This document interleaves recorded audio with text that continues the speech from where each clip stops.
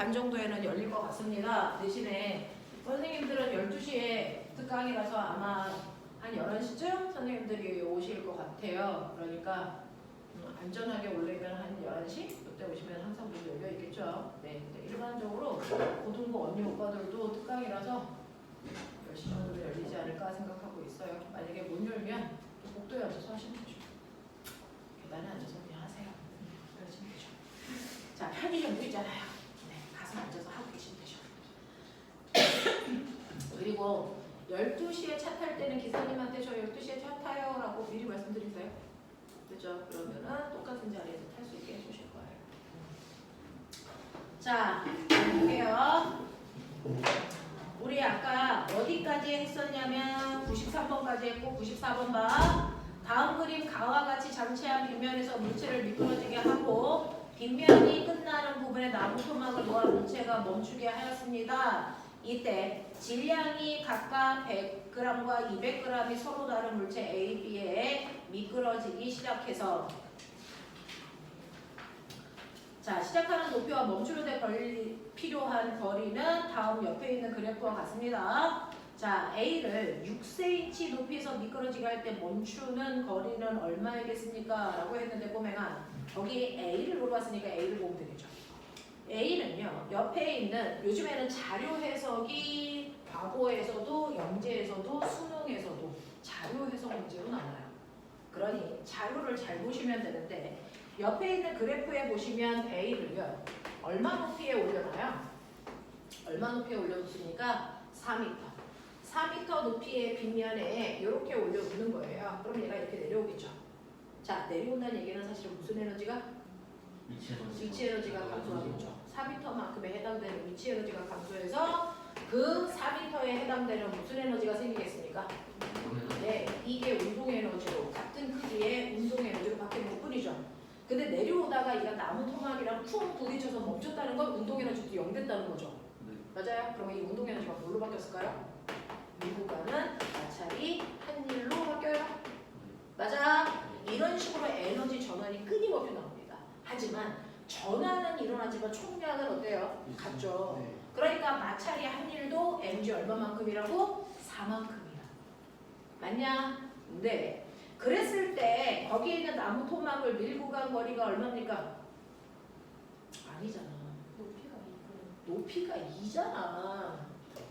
높이가 2가 아니고 높이가 2네요. 높이가 2고요. 얘 몇 킬로짜리를 A니까 몇 g짜리야? 100g짜리를 놓았더니 얘는 위치 에너지가요. 100이니까 0.1 곱하기 중력 가속도 10 곱하기 2만큼이잖아. 이게 내려와서 운동 에너지가 되고 그게 마찰이 한 일이 되는데 이때 마찰이 한 일은 마찰력 곱하기 밀고 간 뭐예요? 거리죠. 그랬을 때 얼마만큼 밀고 간다고요? 4m만큼 밀고 간다고요. 맞아? 맞아? 이래? 자, 근데 요번에는 A라고 하는 똑같은 100g짜리 0.1kg짜리를 몇 미터 높이에서 떨어뜨리겠대요? 6cm. 몇 미터 높이에서 떨어뜨리겠대요? 6cm. 네, 6cm. 처음에는 얼마였는데? 2cm였어? 네. 약간 좀 그러네. 그냥 자, 그냥 여기 있는 걸 2cm, 여기 있는 걸 6cm 이렇게 보자. 됐어? 네. 2cm였다가 6cm 높이에서 떨어지게 하면 M, G, H에서 H만 6으로 바뀌는 거죠. 맞아요. 그러면 위치 에너지가 몇 배 커져? 3배 커져? 그러면 마찰이 한 일도 몇 배 커져야 돼? 3배 커지는데 아까 선생님 뭐라 그랬어? 마찰력은 바뀌어 안 바뀌어? 이거 안 바뀌어. 그러니까 밀고 나가는 거리만 몇 배 커지면 돼? 3배 커지면 돼. 그러니까 얼마만큼 밀고 나가요? 12m만큼 밀고 나가겠죠. 되겠어요? 이런 얘기입니다. 이런 얘기는 중학교 내신에서도 나오는 문제. 근데 누가 92번부터 질문하지 않았어? 자, 그 다음에 97번. 90번이랑 비슷한 그래. 비슷해가지고. 자, 97번. 질량이 2kg의 물체의 위치 에너지가 지면으로부터 3m 아래에 있는 오모를 기준으로 하였을 때 196줄이었다. 네. 에이씨. 10, 20. 야, 네. 우물이 이렇게 있는데 4를 타고 들어간 거 아니야? 여기로부터 높이는 얼만데? 이 높이는 얼만데? 4. 맞아? 근데 여기를 기준으로 하면 높이가 달라지지. 되겠어요? 네. 자, 그래서 지면보다 4m 아래에 있는 우물을 기준으로 할까? 아니잖아. 지면으로부터 몇 미터 아래에 있다고요? 아래로 4m 아래에 있는 여기를 기준으로 할 때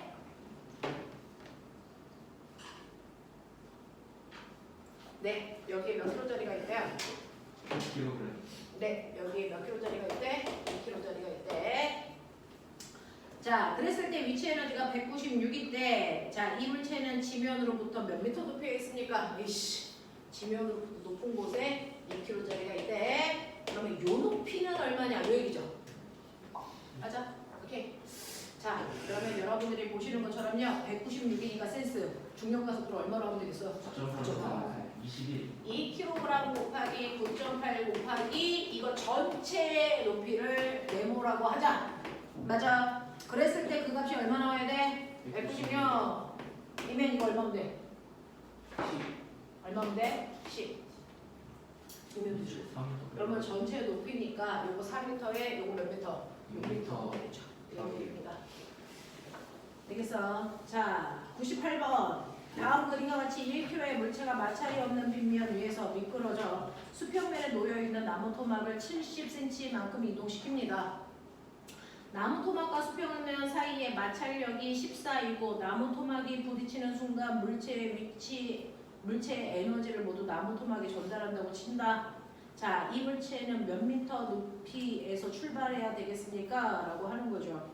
자, 보면 실제로는요. 여기서 얘가 이렇게 내려옵니다. 그러면 나무 토막이랑 부딪혀서 나무 토막을 미는 일을 하겠죠.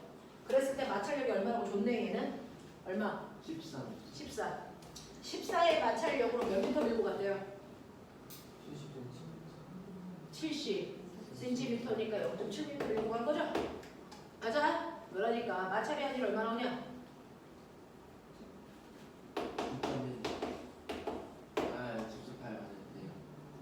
됐어. 그리고 마찰의 한일이 9.8줄? 네. 맞아? 네. 그럼 9.8줄에 일을 할 수 있었던 건? 저기에 있는 물체가 내려오면서 운동 에너지가 얼마? 9.8. 위치 에너지가 얼마? 9.8이었다는 얘기죠.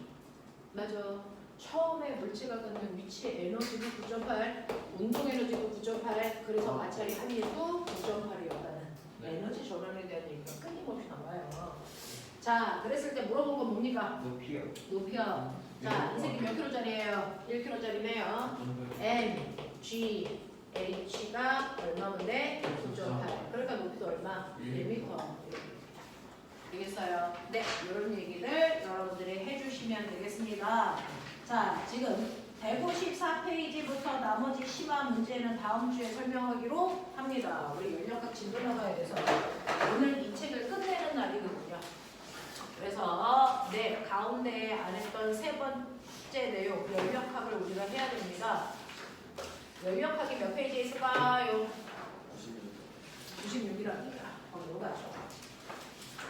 자, 그래서 뒤에 있는 심화 문제 혹시라도 못 본 사람들이 있으면 마무리 해가지고 오셔야 됩니다. 자기 인생을 결정하는 겁니다. 자, 선생님하고는 96페이지에 열과 비열, 열용량, 그 다음에 열팽창 이런 얘기들을 여러분들이 중학교 때 배웠다는 거 아세요? 네.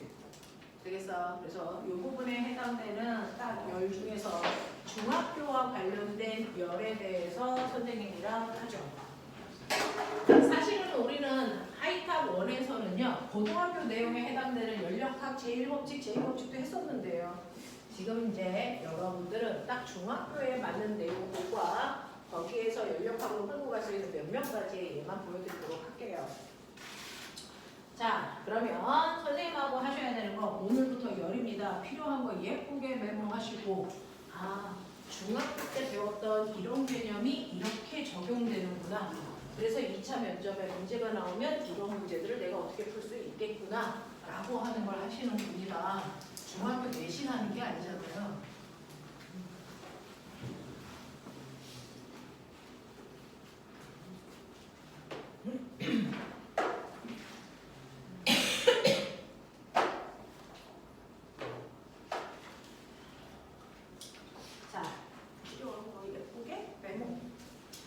오늘부터 여러분들이 하셔야 되는 거 이제 열이라는 건데 이 열이라는 단어는 축약된 단어고요. 이거의 원래 이름이 뭘까요?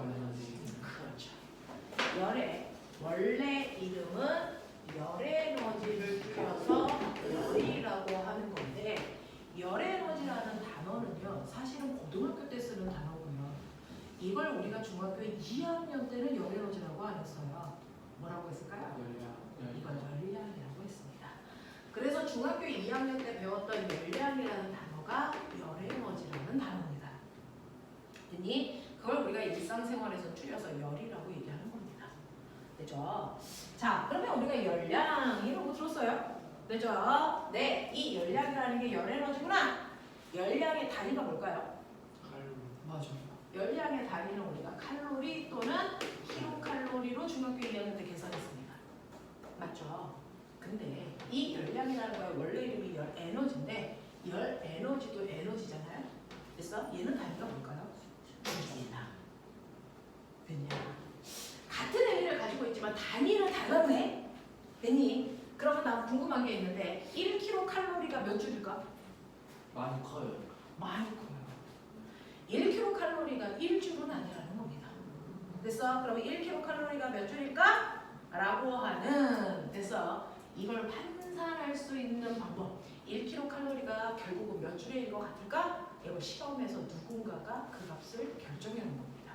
계산해 놓은 겁니다. 누가 실험을 했냐면 슈리라는 과학자가 실험했습니다. 그래서 그 사람의 업적을 따서 일의 단위를 에너지의 단위를 줄이라고 한 겁니다. 그래서 이 줄이라고 하는 사람은요. 결론은 조금 이따가 실험한 과정도 보여드리겠지만 1kcal의 열량이 얼마의 에너지와 같냐면 4200줄의 에너지와 같다는 걸 에너지 전환으로 실험했어요. 어떻게 했냐면 이 사람은요 이런 식으로 물에다가요 프로펠러가 달려있는 나무 토막을 뽑아 그래놓고 여기에 무거운 추 하나를 매달아 그래놓고 손으로 통 치면 이 새끼 뭐 할 것 같아요? 내려가요. 그래서 이 추가 내려갑니다. 내려가면서 어떻게 될까요? 위치 에너지 감소한 만큼 무슨 에너지가 생겼어요? 네, 이 안에 있는 프로펠러가 돕니다. 됐어. 그래서 이 추가 감소한 위치 에너지가 프로펠러의 운동 에너지로 전환됩니다. 그래서 프로펠러가 미친 듯이 막 돌아가죠. 그때 돌아가면서 어떤 일이 발생할까요? 이 안에 있는 물과 충돌합니다. 그래서 뭐가 발생할까요? 열이 발생합니다. 됐어. 그래서 추가 가지고 있는 위치 에너지가 운동 에너지로 바뀌고 운동 에너지가 뭘로 바뀝니까? 열 에너지로 전환돼서 그 열 에너지만큼 물의 온도를 뭐합니까? 높입니다. 됐어? 그랬을 때 물의 온도가 10도에서 15도로 5도 높아졌어. 그럼 이때 물이 받은 열량이 얼마야? 계산할 수 있죠. 열량 구하는 식. 기억나니? Q는 C알파. 됐어? 이렇게 있잖아. 그래서 물의 비율은 1이고요. 이 안에 있는 물의 질량은 100g이고요. 온도는 5도 올라갔어요. 그러니까 물이 얻은 열량은 얼마입니까? 해봐. 얼마니? 5, 100. 단위가 뭘까요? 자, 이거 그람으로 계산했죠. 질량의 단위가 그람이면 열량의 단위는 뭘로 나옵니까? 칼로리. 질량을 킬로그램으로 놓으면 단위는 킬로칼로리로 나오는 거거든요. 그래서 얘는 500칼로리의 열량을 물이 얻었네. 그러면 추가 감소한 에너지는 이 추를 퉁 하고 떨어뜨렸을 때요. 이 감소한 에너지가 만약에 1000줄이었다면 그러면 우리가 알 수 있는 건 뭐야? 아, 1칼로리가 얼마네? 2줄이네. 됐어? 이거 환산할 수 있는 거야. 됐어? 네. 그래서 이런 식으로 얼마만큼의 위치 에너지가 감소해서 얼마만큼의 열 에너지가 발생하는지를 계산해서 그걸 통해서 몇 칼로리가 몇 줄인지를 환산하는 과정들을 에너지 전환으로 증명하는 사람이 바로 줄이랍니다. 됐어? 그래서 결론 1kcal의 열량을 얻기 위해서는 얼마만큼 일해야 된다? 4200만큼의 에너지를 얻어야 된다. 이 얘기입니다. 그래서 1kcal가 4200이다. 그럼 머리가 있는 사람들은 알겠죠? 1칼로리는 몇 줄이니? 4.2줄이야.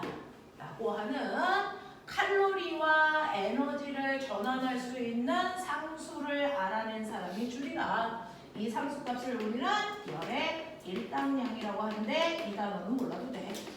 그래서 앞으로는 칼로리도 줄로 환산할 수 있어요. 둘 다 열의 에너지를 얘기하는 겁니다. 그래서 주로 열량이라는 단어 화학 시간에 쓰고요. 물리에서는 열 에너지, 그래서 단위도 줄로 계산합니다. 자, 근데 우리가 알고 있는 열 에너지가 뭐야? 열 에너지가 뭡니까? 이제 이렇게 물어볼 거잖아요. 열이 뭐니? 너무 많이 쓰는 단어인데 열이 뭐니? 라고 하는 건 과학적 정의를 얘기하는 거잖아요.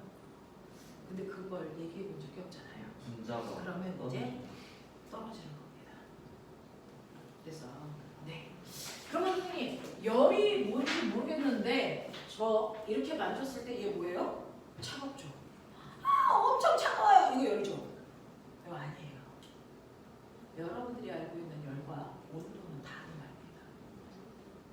되겠어? 그러면 이거 차가워요, 뜨거워요. 이거 무슨 표현이야? 온도. 온도입니다. 그래서 칠판을 이렇게 만졌을 때 어떤 사람들은 차가워라고 하지만 누군가는 시원해라고 표현하면 똑같은 차가운 정도인데 그렇죠? 그래서 말로 표현하면 그게 얼마나 차갑고 얼마나 뜨거운지를 객관적으로 얘기할 수가 없어. 사람마다 표현법이 다 달라서. 그렇죠? 그래서 그 물체가 가지고 있는 물체의 차고 뜨거운 정도를 뭘로? 숫자로 표현한 값을 우리가 뭐라고 할까요? 이걸 온도라고 합니다. 그래서 그럼 이제 온도에 대해서는 얘기할 준비가 됐니? 온도는 물체의 차고 뜨거운 정도를 숫자로 표현한 걸 온도라고 할 거야. 되겠죠? 그러면 이 물체의 차고 뜨거운 정도를 숫자로 표현할 수 있는 온도 체계가 필요하겠죠? 그 온도는 범지구적으로 몇 가지를 쓸까요? 세 가지 온도 체계를 씁니다. 그 중에서 우리나라 사람들이 쓰는 온도 체계는 섭씨 온도라고 하는 거를 쓰는데 섭씨 온도는 기호로 스몰 t로 쓰면 이게 섭씨 온도 표현이에요. 그렇죠? 네. 그리고 단위는 도씨 씁니다. 알아들어? 미국 놈들이 쓰는 게 뭘까? 그렇죠. 미국 놈들이 쓰는 온도 체계는 화씨 온도고요. 화씨 온도는 F라고 표현합니다. 단위는 도F예요. 자, 그런가 하면 전 세계 모든 과학자들이 쓰는 온도 체계가 있는 거 아세요? 절대 온도입니다. 이 절대 온도는요, 라지 T로 쓰고 단위는 켈빈입니다. 그래서 이런 식으로요, 전 지구적으로 세 가지 온도 체계를 쓰는데 이 온도 체계는 처음부터 있었던 게 아니고 과학자들이 실제로 만들어 놓은 거거든요. 그래서 얘는 섭이라는 성씨를 가지고 있는 과학자가 만든 온도래요. 중국 새끼들이 영어를 한자로 써놓고 지네가 읽은 거예요. 그래서 얘는 하라는 성씨를 가지고 있는 새끼가 만든 온도 체계예요. 그래서 네, 너네가 만들면 김씨 온도계 이렇게 되는 거예요. 알겠어? 그렇게 놓으란 말이죠. 자, 그러면 이러한 섭씨 온도, 화씨 온도는 뭘 기준으로 만들었니? 얘네들이 온도 체계를 만드는 데 사용된 기준은 똑같습니다. 이 둘. 그래서 바로 뭐냐면 물의 상태 변화를 기준으로 만든 온도 체계라.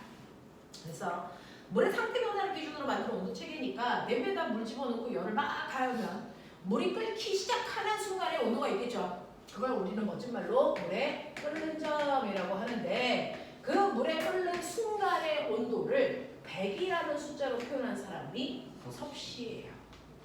그래서 그러면 거꾸로요. 온도를 낮췄을 때 물이 얼기 시작하는 순간의 차가운 정도를 어느 점이라고 하고요. 그 어느 순간의 그 차가운 정도를 섭씨라는 사람은 0이라는 숫자로 표현한 겁니다.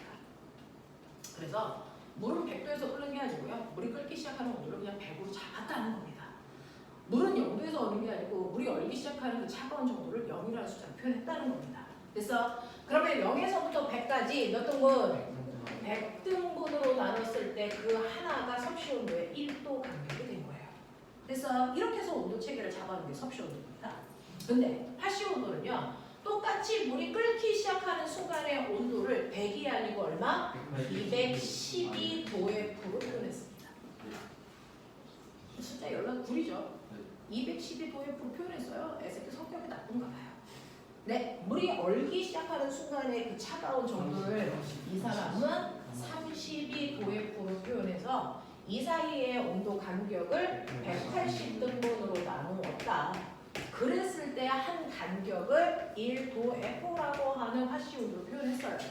그럼 당연히 그래서 섭씨 온도에 비해 화씨 온도의 온도 간격이 훨씬 더 뭐할까요? 촘촘하겠죠. 그러면 어떻게 하면 섭씨 온도를 화씨 온도로 바꿀 수 있니? 관계식성. 그래서 네, 이게 과거 기출이죠.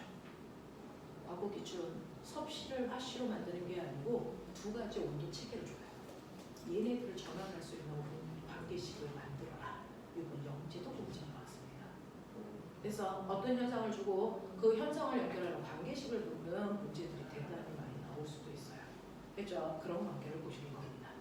되겠냐? 이거 어떻게 하면 돼? 32 빼고 180 화씨 온도는 얼마? 5분의 9 곱하기 섭씨 온도 더하기 32 되겠습니까? 이렇게 만들면 되겠습니까? 뭐 그렇대요. 됐죠? 근데 이거를 외워서가 아니고 이제 앞으로는 간격도 달라질 거니까 그래서 유도하는 과정을 이해하셔야 됩니다. 되겠어? 네, 이렇게 되시면 되죠. 자, 그래서 이런 식으로 똑같이 물의 상태 변화를 기준으로 만든 온도가 섭씨 온도와 화씨 온도고 기준되는 온도만 다르게 표현했다 라고 하는 거고요. 그래서 간격의 촘촘한 정도 다르다라고 하는 건데 그러면 절대 온도라고 하는 건 뭘 기준으로 만든 온도 체계일까요? 라고 얘기하면 사실은 얘는 왜 차가운데 얘는 왜 따뜻해?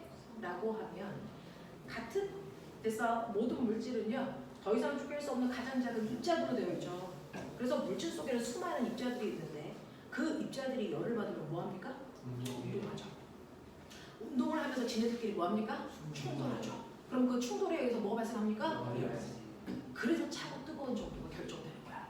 그래서 똑같은 온도에도 안에 있는 입자가 활발하게 움직여? 그럼 충돌을 세게 하겠지? 그럼 뜨거워. 알겠어? 네. 똑같은 온도에서도 어떤 애는 천천히 움직여? 충돌을 약하게 하겠지? 그럼 열이 조금밖에 안 발생해. 이렇게 되는 거거든요. 되겠어? 그래서 실제로 차고 뜨거운 정도는 사실은 물질 속에 있는 입자의 뭐다? 운동에 의해서 결정된다.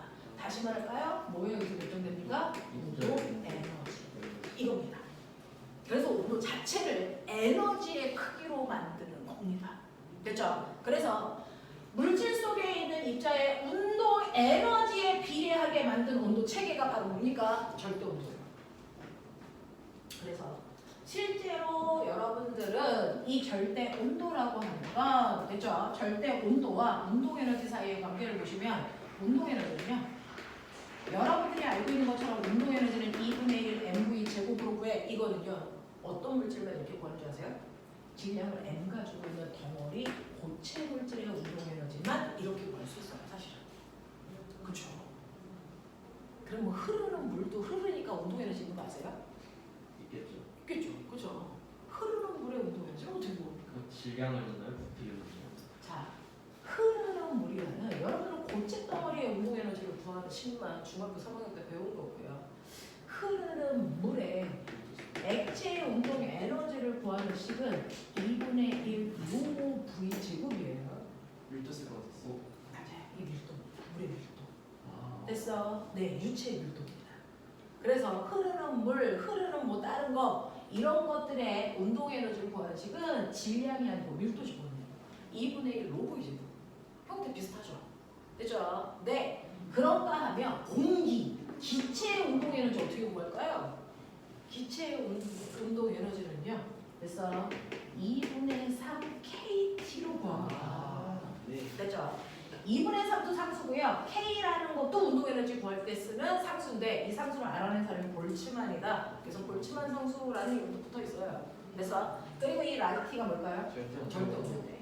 어차피 이 상수는 일정하니까 얘는 그냥 또 다른 상수로 표현한다면 사실은 기체의 운동 에너지는 절대 온도와 무슨 관계? 비례관계가 이렇게 만들어진 거야. 알겠어? 그 얘기하는 거야. 그러니까 절대 온도가 10켈빈인 아이가 있고 20켈빈인 기체가 있어. 그럼 당연히 10켈빈 속에 있는 기체의 운동 에너지에 비해 20켈빈 속에 있는 기체의 운동 에너지가 몇 배? 2배 크다는 얘기입니다. 정확하게 2배. 알겠어? 그러면 30켈빈에 있는 기체의 운동 에너지는 10켈빈 속에 있는 기체의 운동 에너지에 비해 정확하게 몇 배? 3배. 됐어? 네. 그래서 운동 그 자체가 운동 에너지의 크기 비율을 나타내는 거야. 그러니까 10켈빈에 있는 기체의 운동 에너지가 5줄이라면 20켈빈 속에 있는 기체의 운동 에너지는 10줄. 그래서 30켈빈 속에 있는 기체의 운동 에너지는 15줄. 이렇게 얘기할 수 있단 말이야. 무슨 말인지 알겠니? 그래서 상태에 따라서 운동 에너지 구하는 방법들이 다양한데 그 중에서 여러분들은 덩어리의 운동 에너지 구하는 식만 그동안 배웠던 거고요. 각각의 온도 속에 있는 기체의 운동 에너지는 이렇게 보여. 2분의 3 kT. 그래서 절대 온도라는 게 사실은 정확하게 그 안에 있는 기체 입자의 운동 에너지에 비례해서 만든 온도 체계다 말하는 건데 중학교 1학년 때 배웠죠. 지구상에 있는 모든 물질들은 몇 가지 상태를 갖는다? 3가지 상태를 갖는다. 뭐 있습니까? 고체, 액체, 기체야. 중학교 1학년 때 배웠어요. 지구상에 있는 모든 물질은 3가지 상태를 가질 수 있어. 3상. 그래서 고체 상태, 액체 상태, 기체 상태 3가지 상태를 갖는데 이 3가지 상태를 나누는 기준은 뭐냐? 라고 얘기하는데요. 중학교, 고등학교는요. 고체는 돌이야, 얼음이야, 나무야 라고 하는 걸 외우는 건 초딩입니다. 걔네들은 사고력이 없으니까 눈에 보이는 것만 이해할 수 있어서 이건 이거야. 그러니까 이거 외워. 이런 과정들의 공부를 먼저 시작하는 거죠. 그리고 나면 중학교, 고등학교 올라오면 왜 얘네들은 고체이고 얘는 왜 액체이고 얘는 왜 기체인지를 설명합니다. 이유를 설명합니다. 그래서 추상적인 이유를 설명했을 때 그걸 이해하려면 사고력이 있어야 되거든요. 그래서 고학년으로 갈수록 어떤 현상이 일어나는 원리, 이유, 그래서 그걸 설명하는 거거든요. 되겠냐? 그래서 이제 고등학교의 과학이나 중학교 과학은 암기로 문제를 푸는 게 아니고요. 그래서 속시 식물에는 뭐 있어? 겉시 식물에는 뭐 있어? 이게 아니고요. 왜 그게 속시야? 이게 왜 겉이야? 그래서 그걸 나눴던 기준들을 배우는 거야. 되겠어? 네, 그러면 고체다, 액체다, 기체다를 나누는 기준이 뭐니? 분자 사이의 유형. 서유 뭐라고? 그렇죠. 중학교 1학년 교과서에 정확하게 있습니다. 그래서 모든 물질은 입자로 되어 있고요. 그 입자의 뭐에 따라서 배열에 따라서 상태를 나눈다. 중학교 1학년 때 배웠어. 이건 여러분들 심화도 아니죠. 중학교 1학년 교과서 내내 배웠거든요. 그 중에서 고체는 입자가 어떻게 배열되어 있으면 규칙적으로 배열되어 있는 아이들을 고체라고 할 거야. 그러니까 돌이나 나무나 유리 안에 있는 입자들은 규칙적으로 배열되어 있어 고체야. 알겠어? 이 얘기예요. 액체는요? 입자의 배열이 뭐니까? 불규칙적으로 배열되어 있는 아이들이 액체야 라고 중학교 교과서에 이 단어를 썼다고요. 맞아? 그러니까 이 단어로 얘기하셔야 된다고요. 그러면 기체라는 아이는? 입자의 배열이 가장 불규칙하다는 단어로 표현되어 있거든요. 그래서 가장 불규칙한 배열을 가지고 있는 아이들을 기체라고 할 거야. 이렇게 되어 있단 말이죠. 되겠어? 그래서 고체다, 액체다, 기체다를 나누는 기준이 바로 입자의 배열이었다. 이 얘기입니다. 되겠어? 그래서 중학교 1, 2, 3학년 교과서 내내가 분류하는 기준들을 배워요. 그래서 중학교 1학년 때는요. 물질의 상태를 나누는 기준 배웠죠. 중학교 2학년 때는 물질의 종류를 나누는 기준을 배워요. 수물질 혼합물, 균일 혼합물, 불균일 혼합물. 그래서 원소 물질, 화합물. 얘네들 다 기준 얘기할 줄 알죠? 그거 물어보는 거예요. 1차 면접에서. 새로운 거 묻지 않습니다. 네가 제대로 잘 알고 있어? 이해하는 거야? 이거 묻는 거예요. 그리고 중학교 3학년 때 뭐 배웠어요? 물질의 변화 배웁니다. 끊임없이 물질로 끌고 가는 게 화학이라고요. 1학년 때는 물질의 상태를 나누는 기준, 두 번째는 2학년 때는 물질의 종류를 나누는 기준, 그래서 세 번째는 물질의 변화의 기준. 물질 변화에 뭐 있어요? 물리 변화, 화학 변화로 나누는 기준이 뭡니까? 병신이라. 물질의 성질 변화죠. 그래서 물질의 성질이 그대로 유지되면서 모양이나 상태가 바뀌는 건 물리변화예요. 물질의 성질이 확 바뀌는 건 화학변화잖아요. 네. 이렇게 대답하셔야 된다고요. 되겠어? 끊임없이 그렇게 배워요. 여러분들 생물 자체가 개통수예요. 생물의 분류. 그래서 그 생물들 안에 있는 특성 이렇게 가는 거잖아요. 그래서 지구과학 자체가 암석도 나눌 때 암석 몇 가지로 나눕니까? 두 가지. 병신 개새끼 공부 좀 해라 이 새끼야. 세 가지. 히라쌤 맨날 하는 거 아니야? 아, 화성암, 퇴적암, 변성암. 그렇게 나누는 기준이 뭡니까? 형성 과정. 네. 암석의 생성 원리, 생성 과정이잖아요. 마그마가 식어서 되면 화성암, 퇴적작용에 의해서 만들어진 퇴적암, 열과 압력을 받아 변성되면 변성암. 네. 결국 그거 얘기하는 거예요. 물체의 운동을 분류해봐. 아무것도 안 바뀌는 등속 운동, 변하는 가속 운동. 변하는 원인은 뭐야? 힘을 받. 네, 힘에 의해서죠. 그 힘과 물체의 운동 방향에 따라 뭐가 바뀌어? 같은 방향이면 속력만 바뀌어요. 수직 방향이면 방향만 바뀌어요. 비스듬한 방향이면 다 바뀌어요. 이거 배우는 거잖아요. 되겠어? 끊임없이 고학력으로 갈수록 더 세분하게 분류합니다. 끊임없이 기준을 묻습니다. 그래서 면접 가면 얘들을 주고 네가 분류해봐. 너의 분류의 기준은 뭐였어? 이거 물어봐요. 됐어? 작년에 1차 면접에서 끊임없이 물어봤던 거. 그래서 면접 문제 가면 모르는 얘기는 없어. 답을 못한 거지. 작년에 면접 문제에서요. 중력인데 됐어? 중학교 1학년 때 배운 힘이 몇 개 있는 줄 아세요? 1학년 때 배운 힘. 네 가지. 네 가지. 뭐 있니? 중력. 중력, 탄성력, 마찰력, 공력. 이 네 가지 있거든요. 이 네 가지의 힘을 3과 1로 분류해봐. 2개와 2개로 분류해봐. 그럼 그 기준은 뭐였어? 이거 물어봤던 거예요. 이걸로 당락이 결정됐어요. 대답 못하죠? 다 떨어졌어요. 중력과 중력. 이거요. 셋 하나로 나눌 때 기준이 뭡니까? 네, 힘 중에서요. 접촉해야만 작용하는 힘과 떨어져도 작용할 수 있는 힘으로 나눈다면 됐어. 떨어져도 작용할 수 있는 건 뭡니까? 중력만 그렇고 나머지는 접촉해야 되는 거예요. 그렇죠? 둘둘로 나누면 지금 여러분들이 중3 때 위치 에너지 감소량이 정확하게 운동의 에너지로 바뀔 수 있는 건 어떤 힘이 작용할 때 그렇습니까? 중력과 탄성 에너지죠. 그래서 중력 포텐셜 에너지, 탄성 포텐셜 에너지. 포텐셜 에너지가 더 있다 그랬죠? 뭡니까? 전기 포텐셜 에너지까지. 그래서 이런 식으로요. 역학적 에너지를 정확하게 보존시킬 수 있는 보존력이냐 아니면 역학적 에너지를 변화시키는 비보존력이냐로 나눈다면 이 네 가지 중에서 역학적 에너지를 보존시킬 수 있는 힘은 중력과 탄성력은 역학적 에너지를 보존시킬 수 있는 힘이고요. 그 다음에 마찰력과 보력은 역학적 에너지를 변화시키는 힘이에요. 근데 이걸 어제 일과에 가서 질문하니까 어떤 애가 다르게 얘기하더라고요. 실제로 요거를 분류할 때 그 아이는 중력에 의해서 작용하는 힘이냐 중력과 무관하게 작용하는 힘이냐 뭐 이런 식으로 나누고 싶다고 하더라고요. 기준만 뚜렷하다면 그랬을 때 나오는 답만 같다면 다 맞다고 합니다. 그래서 정해진 기준이라는 게 없죠.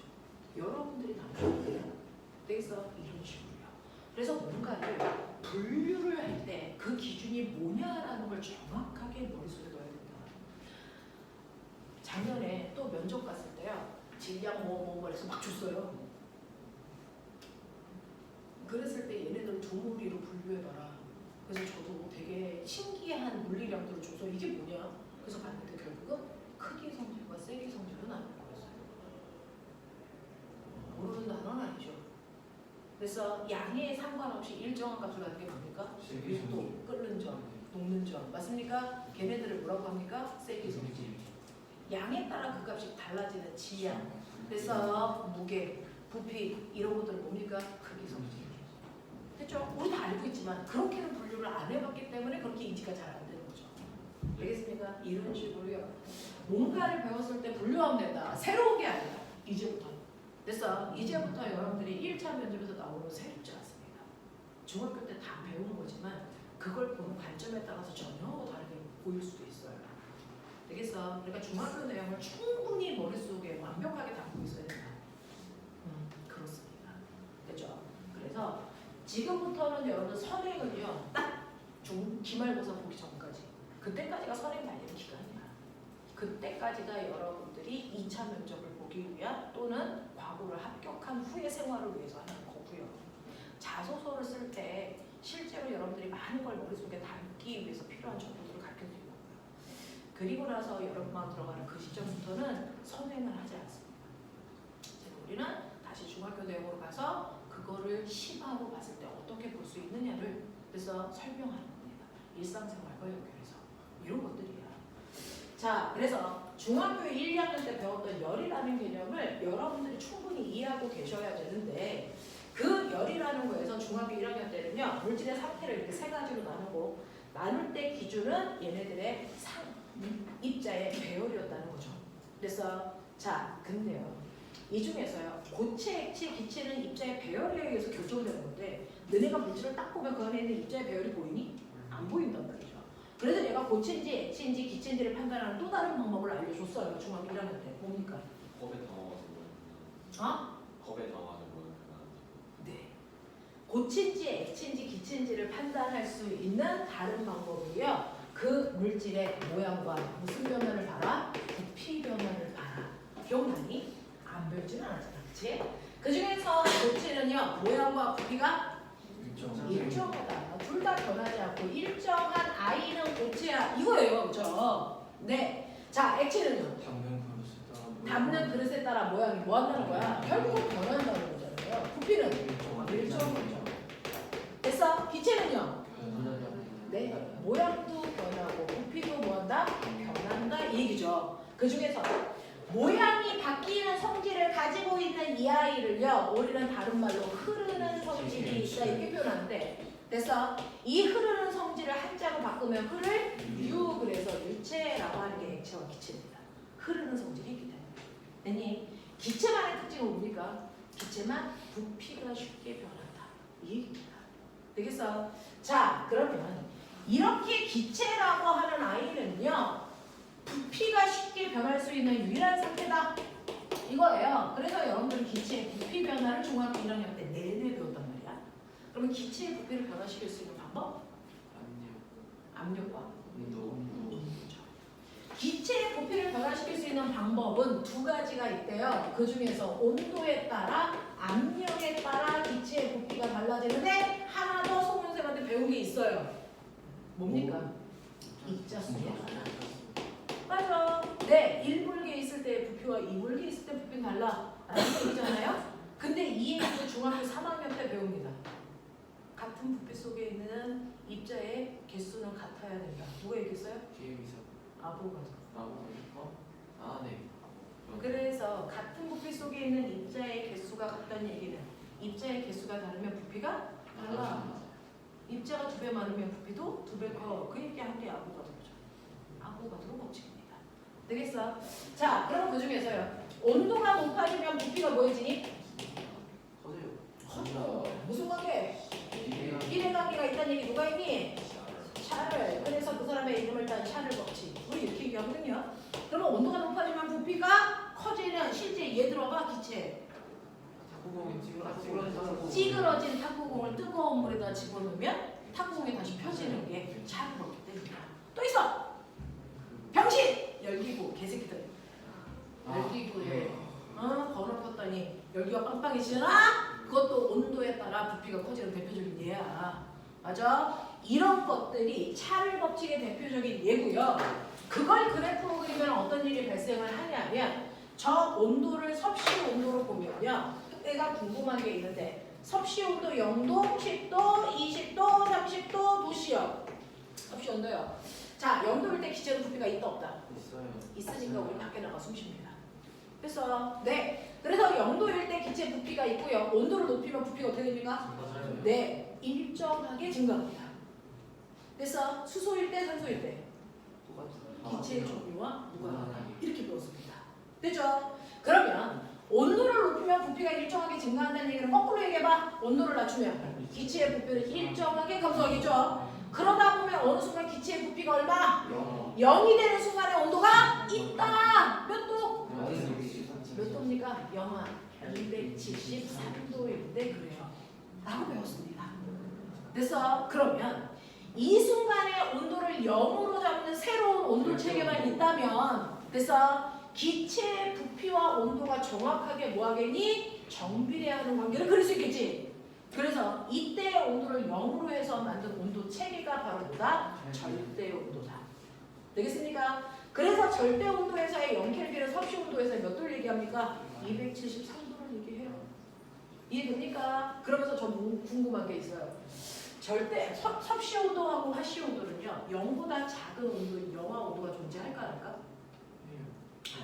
영하 온도 존재하잖아요. 그래서 섭씨 온도와 하씨 온도는 영하 온도가 존재합니다. 그럼 절대 온도는 0켈빈보다 더 작은 온도? 없어요. 이건 없습니다. 그래서 가장 낮은 온도가 영하 273도입니다. 그걸 0켈빈으로 넣기 때문에 절대 온도는 영하 온도가 존재하지 않습니다. 그래서 가장 낮은 온도가 바로 0켈빈 절대 온도다. 됐어? 그러면 이때요. 부피가 0 되는 이유가 뭐예요? 기체의 운동이 정지 때문입니다. 됐어? 그러면 기체가 없어졌네요? 없어졌죠. 어디 갔어요? 액체로 선택을 하는 겁니다. 그래서 모든 기체들이 액체로 상태 변화하는 온도를 얘기하는 겁니다. 되겠어? 네. 그래서 기체의 운동에 따라서 기체는 부피가 생기는 거고 기체의 운동이 멈추는 순간에 부피가 0이다. 되겠어? 네. 이렇게 해서 만든 온도 체계, 기체의 운동 에너지를 기준으로 만든 온도 체계가 바로 절대 온도인데, 자, 그러면 우리가 알고 있는 것처럼 절대 온도를 알면 기체의 운동 에너지 알 수 있어?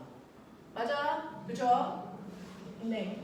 그러면 여러분들이 알고 있는 것처럼 이런 식으로 온도를 통해서 우리는 에너지를 뽑아낼 거기 때문에 과학에서는 모든 온도를 절대 온도로 표현합니다. 그럼 우리가 쓰는 섭씨 온도를 다른 속도로 무슨 온도로?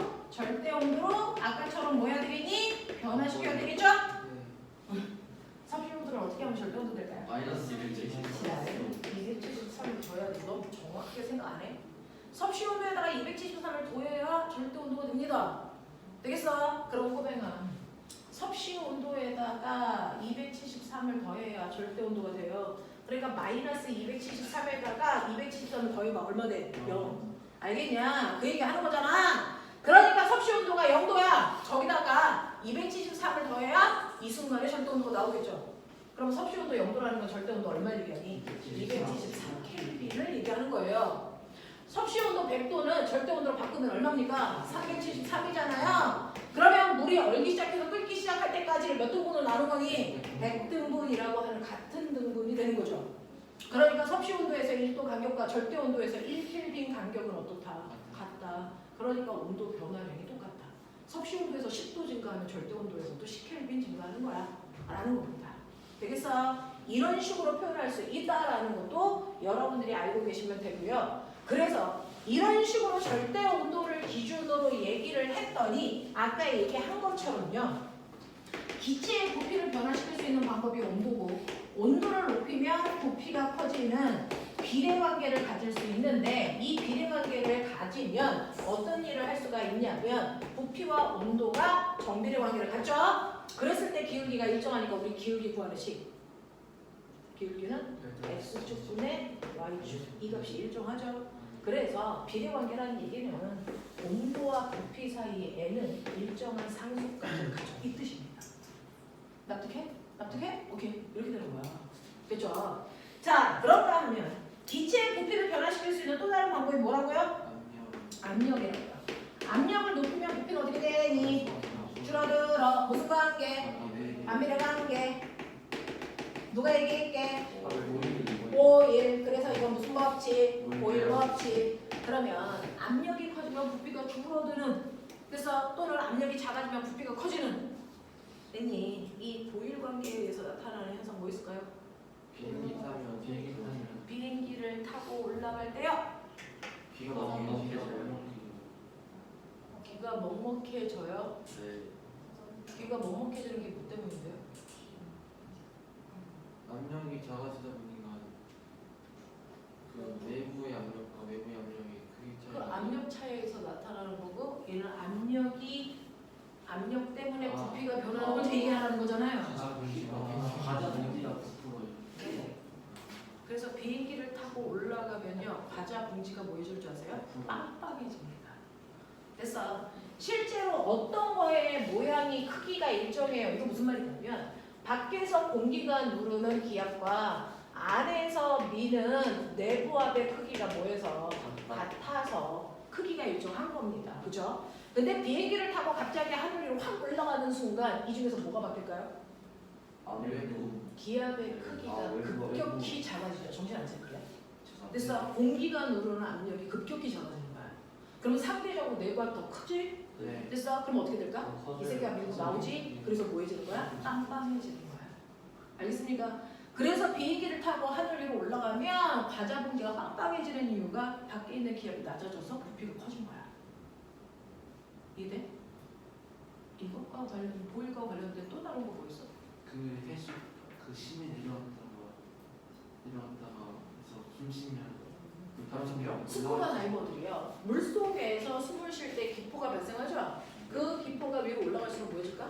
점점 커지는 이유가 수압이 낮아지기 때문이야. 또 있죠. 놀이동산에서 가지고 놀던 풍선을 놓칩니다. 그럼 풍선은 어떻게 됩니까? 점점 위로 올라가면 기압이 뭐해집니까? 낮아지면 풍선의 크기가 커지다가 뭘까요? 커져요. 이것도 보일 법칙이야. 근데 그 보일 법칙에 해당되는 내용이 너네 몸속에도 있고요. 중학교 2학년 때 배우죠. 호흡할 때 폐. 네. 민경만 자. 폐요. 네? 됐어. 그래서 어디 내가 봤어요? 숨을 이런 해다. 들이쉴 때 됐어요. 폐가 커져야 되잖아요. 다이아. 됐어요. 네. 숨을 네. 들이쉴 때 폐가 커져야 되는데, 됐니? 숨을 들이쉬게 되면요, 밖에 있는 공기가 안으로 들어오니까 안에 압력이 보이십니까? 커지죠. 그래서 부피가 보여집니까? 커지죠. 됐어. 근데 이거를 횡격막과 늑골의 운동으로 설명하죠. 그랬을 때 꼬매가 여러분들이 알고 있는 날숨일 때는 이 새끼 내려가 요거 올라가. 맞아? 그리고 부피가 뭐해지니? 작아지니까 압력이 여기는 압력이 뭐해지니? 그죠? 그 커진 압력이 이 새끼를 누르니까 폐의 크기가 뭐해지니? 작아지면서 안에 있는 공기가 밖으로 빠져나가지. 보일 법칙이잖아. 되겠어? 이런 얘기거든요. 그죠? 자, 그래서 이런 식으로요, 여러분들이 압력과 부피 사이의 관계를 보는데 그 중에서 압력과 부피는 반비례 관계가 있다는 건 그래프로 그리면 여기가 압력, 여기가 부피, 반비례 그래프, 이 그래프만 반비례야. 맞죠? 그 반비례일 때 그래프의 어떤 지점이든지 한 점을 찝었을 때, 그래서 이때 압력과 부피를 곱한 요 값이 그 그래프에 있는 또 다른 점을 찍었을 때 압력과 부피를 곱한 값이 어떨까? 이게 같아. 이게 같아. 됐어? 그래서 반비례라는 건 압력과 부피를 곱한 값이 항상 뭐하다? 또 다른 일정한 값을 갖는다는 얘기잖아. 그럼 압력과 부피를 곱한 이 사각형 넓이가 다 똑같아요. 이 뜻이잖아요. 사실은. 그죠? 이게 반비례잖아. 무슨 말인지 알겠어? 네. 그래서 이러한 상수값을 갖는데 그럼 이때 차별 법칙을 만족하는 이 상수와 보일 법칙을 만족하는 이 상수의 크기는 반드시 같다. 맞아? 틀려? 아까 이 그래프에서의 상수값과 이 그래프에서의 이 상수값이 반드시 같다 틀리다. 반드시는 아니지 않나? 반드시 같아? 아니죠. 아닐 것 같아. 됐어? 네. 이 상수값이 반드시 같지는 않습니다. 그럼 나는 이 둘을 동시에 만족하는 똑같은 상수는 없어? 이 둘을 동시에 만족하는 특별한 상수를 찾고 싶어 라는 생각을 보일샤를이 한 겁니다. 그래서 이 둘을 동시에 만족할 수 있는 상수가 존재하지 않을까? 나 그거 찾아봐야지. 그래서 온도와 부피가 비례하고 압력과 부피는 반비례하는데 이 둘을 동시에 만족하는 특이한 상수를 찾고 싶다. 이 특이한 상수를 우리 뭐라고 하자? 기체 상수라고 하자. 송호연 쌤이 매일 설명하시지 않을까요? 그럼 기체 상수를 찾고 싶다는 거죠. 그러면 이 상수를 찾기 위해서요. 됐죠? 어떻게 한 거냐면 여러분들이 알고 있는 0도씨 1기압에서 기체 1몰개가 차지하는 부피 얼마입니까? 22.4L라는 걸 아보가드로가 알아낸 거거든요. 그래서 이 사람이 알아낸 이 조건을 집어넣어서 상수값을 한번 찾아보고 싶어 라는 겁니다. 그러니까 0도를 여기다 넣을 땐 0도로 너무 불법이죠. 이건 라지트죠. 뭡니까? 절대 온도여야 돼요. 그래서 273K. 그리고 1기압을 압력에다 넣으면 병신이죠. 왜? 물리는 모두 다 MKS 표준 단위로 계산해야 되니까. 그러면 여러분들 중학교 3학년 때 배웠어요. 1기압은 얼마다? 1013 헥토파스칼인데 헥토가 공 몇 개 대신에 붙는 건 줄 아세요? 킬로는 공 몇 개 대신에? 3개, 헥토는 2개 대신 붙는 겁니다. 초딩 때 배웠어요. 그렇죠? 그러니까 공 2개를 이렇게 붙이면 되고요. 파스칼은 과학자 이름입니다. 이거 왜 붙였게요? 단위가 복잡하니까. 그럼 원래 단위는 뭔데? 원래 단위가 뉴턴 퍼 제곱미터입니다. 단위면 딱 모르니 그게 압력이니까. 되겠어요? 그래서 요게 바로 우리가 쓰는 단위거든요. 됐니? 그래서 이 숫자 복잡하니까 1, 0, 0, 0, 0, 0 그래서 10의 5승 대충 이렇게 쓰거든요. 네, 그래서 이거를 여기다 넣습니다. 압력에다가. 됐죠? 그럼 부피는요? 그래서 1기압은 10의 5승 뉴턴 퍼 제곱미터에 우리 습관적으로 이렇게 써요. 단순하게. 이렇게 쓰라는 얘기고 그 다음에 부피는요 22.4L인데 이것도 못 써요. 왜? 우리 리터는 표준 단위가 아니거든요. 그럼 표준 단위를 이용해서 부피를 나타낼 수 있는 단위로 만들어내면 뭡니까? 세제곱미터. 이걸로 바꿔야 돼요. 네. 그러면 1 세제곱미터가 꼬매가 몇 리터니? 초딩 때 배웠다. 1 세제곱미터가 몇 리터일까요? 1000리터입니다. 뭘 기억해? 그러면 22. 문화 충격. 들어본 적이 없어. 이제 들었으면 되죠. 그럼 22.4리터는 사실은 22.4 곱하기 10의 마이너스 3승 세제곱미터 뭐 이런 식으로 단위다. 그래서 우리 표현의 단위로 집어넣어서 계산하십니다. 그러면 상수값이 0.08이라고 하는 기체상수가 나와요. 됐죠? 근데 이거 1몰일 때잖아. 부피가 22.4. 됐어? 그럼 2몰이면 부피가 몇 배 커져? 2배 커져. 그럼 상수값 몇 배 커져야 되니? 2배 커져. 그래야 같아지지. 그치? 자, 3몰이면 부피가 3배 커지니까 상수값도 몇 배 커져야 돼? 3배. 그러면 n몰이면 내 부피가 n배 커지니까 상수값도 몇 배 커져야 되니? n배 커져야 되거든요. 됐죠? 그래서 보일 법칙과 샤를 법칙과 아보가드로 법칙을 이용하면 이렇게 나오는데 이때 분수 쓰기 싫어서 이거 넘깁니다. 그러면 PV는 nRT라고 하는 이상기체 상태 방정식이라는 게 사실은 중학교 내용으로 나옵니다. 됐죠? 자, 기체들의 속성을 설명할 때 쓰는 방정식을 우리가 이상기체 상태 방정식이라고 해서요. 사실은 화학 시간에 화1, 화2 그리고 물리 시간에는 연력학을 설명할 때 쓰는 엄청난 방정식이에요. 이게 사실은 중학교 1학년 때 배웠던 보일-샤를 법칙을 기반으로 해서 만든 거야. 그래서 이렇게 됩니다. 근데 기체가 들어있는 공간에 기체가 다 이렇게 들어있어. 얘 막 열을 가해. 그래서 아무리 열을 가해도 이 안에 있는 기체의 입자수는 변해? 이거 일정해. 상수 바뀌어? 이것도 안 바뀌어. 이것도 일정해.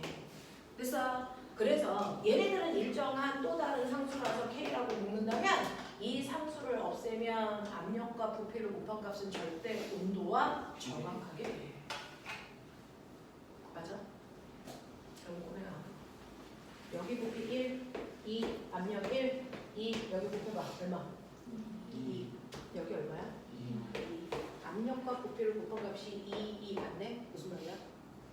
온도가 똑같아. 여기 온도와 여기 온도가 같다는 얘기야. 그래서 여러분들이 얘기할 때 송원 쌤이 맨날 그렇게 얘기하라 그러죠.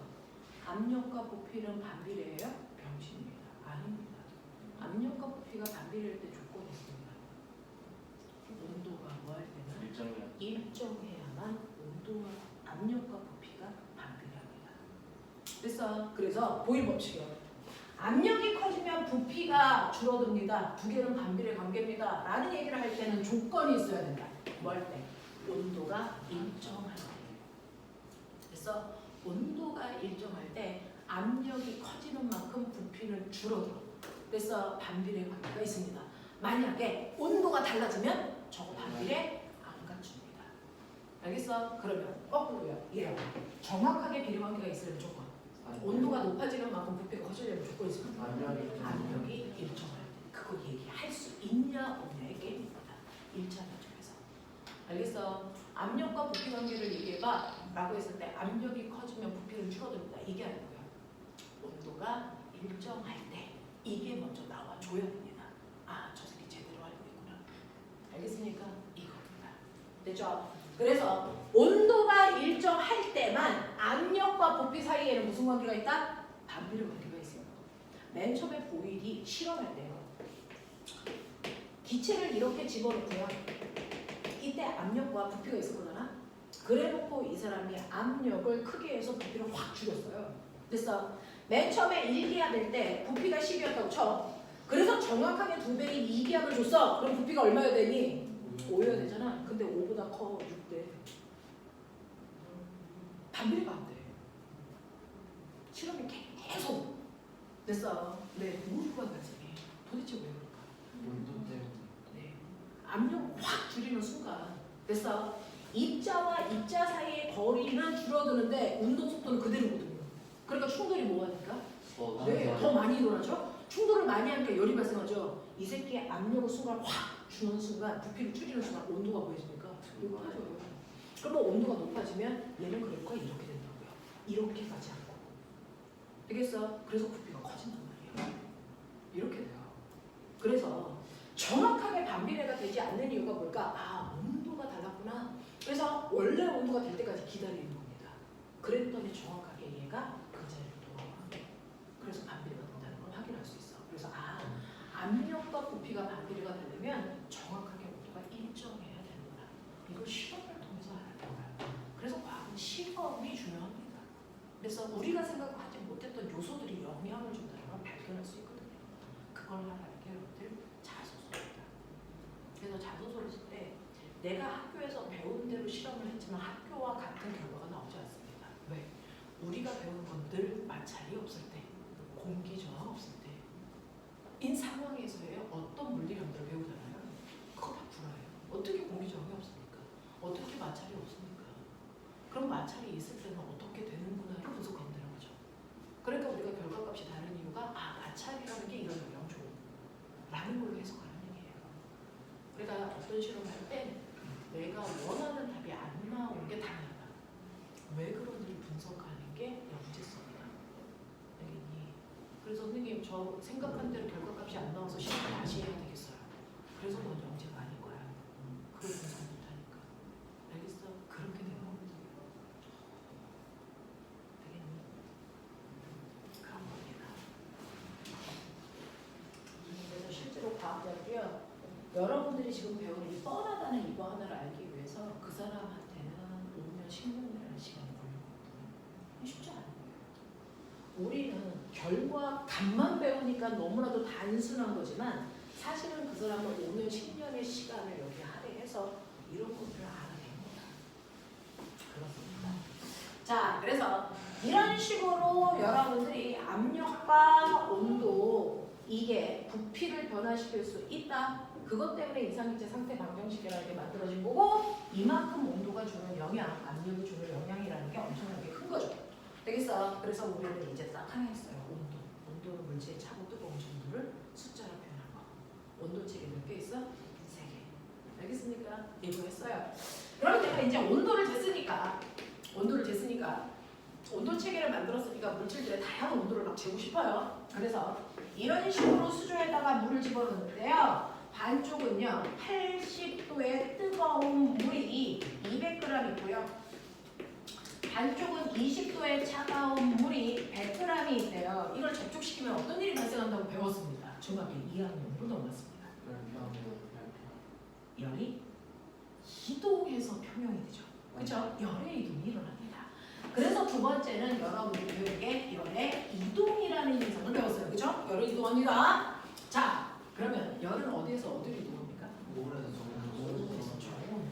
그래서 고온에서 저온으로 이동을 하면 됐죠? 어떤 일이 발생할게요?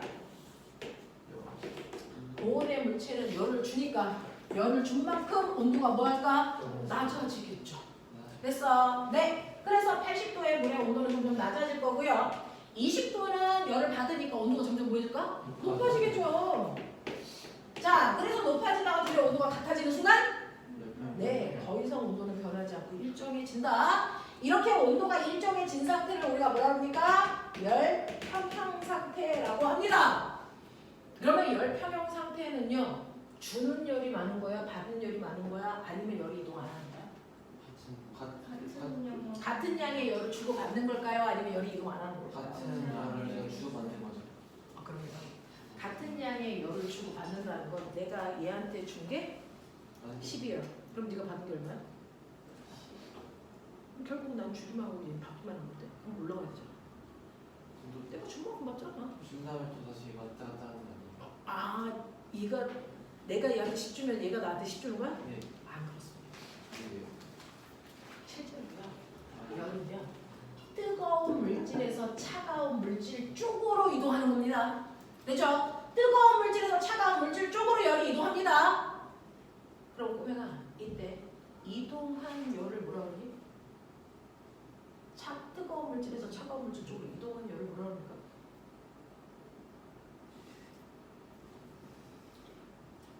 고온의 물질에서 저온의 물질 쪽으로 이동한, 그래서 네, 이 에너지를 뭐라 합니까?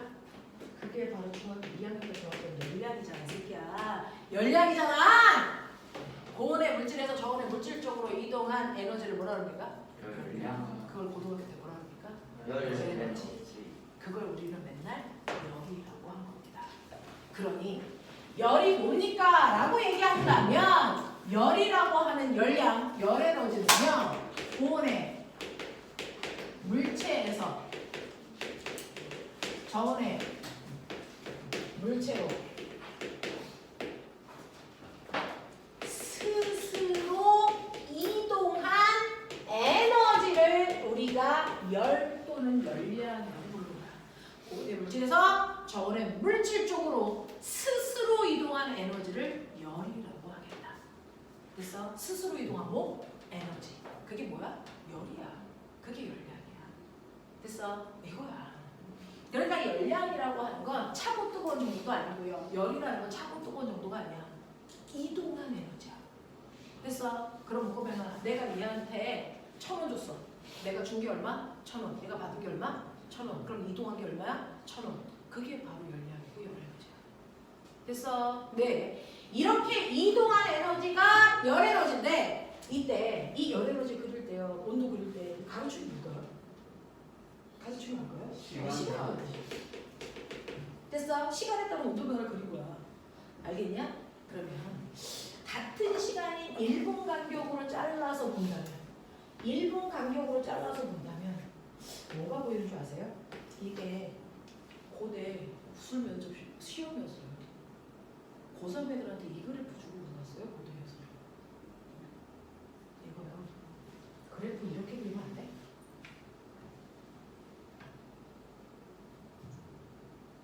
이런 그래프 본 적 없죠? 이렇지 않다는 얘기예요. 얘와 얘의 차이가 뭘까요? 1분 간격으로 자르는 거예요. 1분 간격으로. 1분 간격으로 잘랐을 때요, 이동한 열이 열량이 어떨까? 차가운 물체와 뜨거운 물체를 접촉시키면 열이 이동한다고 했잖아. 네. 그럼 같은 시간 동안에 이동한 열은 다 달라요. 언제가 제일 많을까요? 차가운 차가움이죠. 그래서 그래서 처음에 1분 동안은 이만큼의 온도의 물이 이만큼의 온도로 감소할 만큼의 열이 이동한 거야.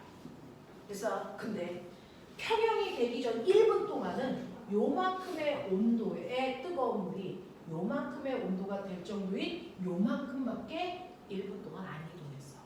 무슨 말인지 알지? 그러면 열을 이동시키는 원동력은 뭘까?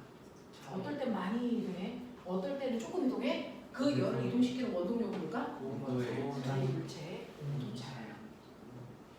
두 물질의 접촉한 물질의 온도차가 크다면 같은 시간 동안에 이동하는 열의 양이 많아요. 와 이동합니다. 근데 온도차가 줄면 줄수록 같은 시간에 이동하는 열의 양이 점점 뭐해? 줄어들다가 온도가 같아지면 없어요. 열의 이동이 없다는 거예요.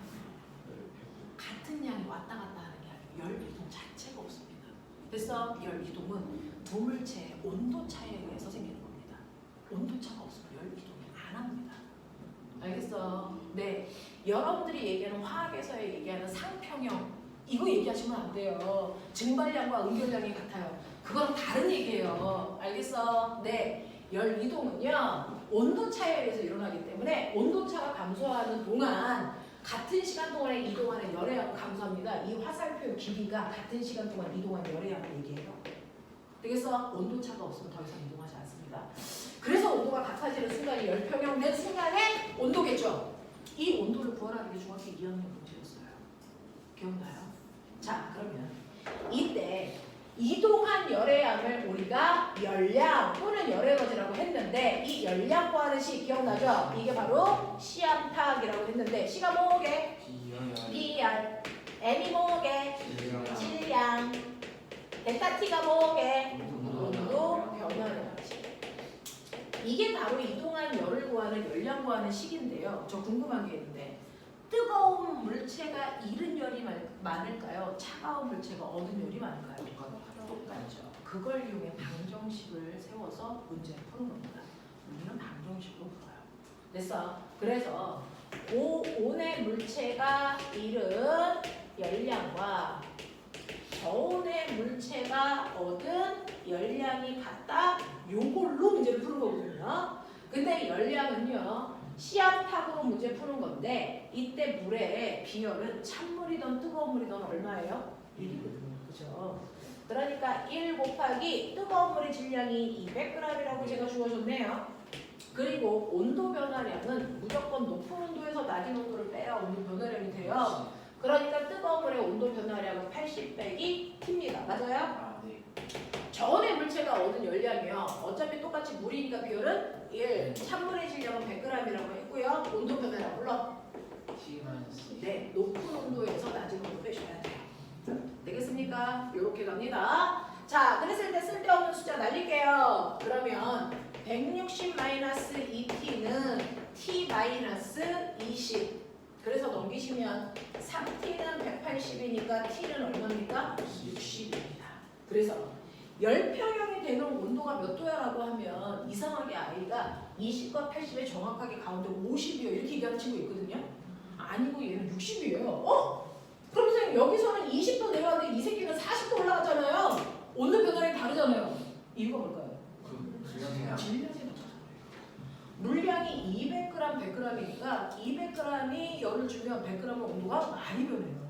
됐죠? 그래서 온도 변화량이 1대2인 이유는 질량이 2대1이기 때문이에요. 그래서 열평형에 되는 온도가 60도야. 이해? 그러면 여기다가 60이라는 걸 집어넣으면 뜨거운 물이 잃은 열량이 나오겠죠? 됐어? 그래서 계산을 하시면 얘 얼마 나옵니까? 4000이죠. 단위가 뭘까요? 칼로리. 네, 질량 단위가 g이었잖아요. 정신 차리셔야 돼요. 칼로리입니다. 그래서 질량 단위를 킬로그램으로 넣으면 킬로칼로리가 나옵니다. 그래서 그러니까 얘는 4000칼로리 또는 4kcal의 열량이 이동했구나 이렇게 넣으시면 되는 거예요. 이해하시겠어요? 네. 라고 하는 이 아이를 줄로 바꾸고 싶어요. 4200 곱하시면 줄이 됩니다. 알겠어? 이런 얘기를 하고 있어요. 자, 그러면 이러한 열량이라는 걸 계산할 때 꼬매가 C가 뭐라고? 비열이 뭐야? 이제 화학 선생님 맨날 물어보지 않아요? 짜증날 정도로. 비열이 뭐니? 어떤 물질 1 1kg을 1도 높이는데 필요한 에너지. 그래서 필요한 열 에너지를 비열이라고 해요. 근데 저는요 그냥 물질을 1도 높이는데 필요한 에너지 이거는 비열이 아닌가요? 이건 비열이 아니고 이건 열용량이라고 합니다. 그래서 비열은 요것이고요. 열용량은 CM으로 계산하면 돼요. 알겠어? 이 얘기입니다. 자, 그 중에서 비열이라고 하는 게 있는데 그러면 선생님이요 이런 식으로 한쪽에는 1kg의 물을 넣어서 한쪽은 1kg의 모래가 있어. 똑같이 열을 가하는 열온장치를 집어넣어서 둘 다 10도였는데 1도 올라갈 때까지 기다려본 거야. 그랬더니 모래는 열온장치로부터 10이라는 열을 받았더니 정확하게 11도가 됐어. 그럼 모래의 비율이 얼마야? 10이야. 맞아? 이거야. 됐어? 그래서 모래의 비율은 10이네요. 이렇게 했단 말이야. 그러면 똑같이 10이라는 열을 얘도 받았을 텐데 얘가 온도가 1도가 올라갔나? 꿈쩍도 안 했어. 그래서 1도 올라갈 때까지 막 기다렸더니 이 새끼는 드디어 100이라는 열을 받았더니 1도 올라간다는 얘기야. 됐어? 그러면 얘는요, 물은 1도 올라갈 때 100이라는 열이 필요하구나. 그러니까 물의 비율은 얼마야? 100이야. 이렇게 되는 거야. 됐죠? 물질 1kg을 1도 높이는데 필요한 열 에너지가 물질마다 다 뭐하니? 다 달라. 비열값이 다 달라. 이게 무슨 말일까? 비열은 물질의 특성입니다. 그 비열값을 통해서 이 물질이 누군지 구별할 수 있습니다. 알겠습니까? 그럼 너네가 알고 있는 물질의 특성이 또 뭐 있니? 용해도, 끓는 전, 어는 전, 밀도, 맛, 색깔, 냄새 같은 오감을 이용하는 걸 싸잡아 겉보기 성질이라고 하셔야 됩니다. 됐죠? 네.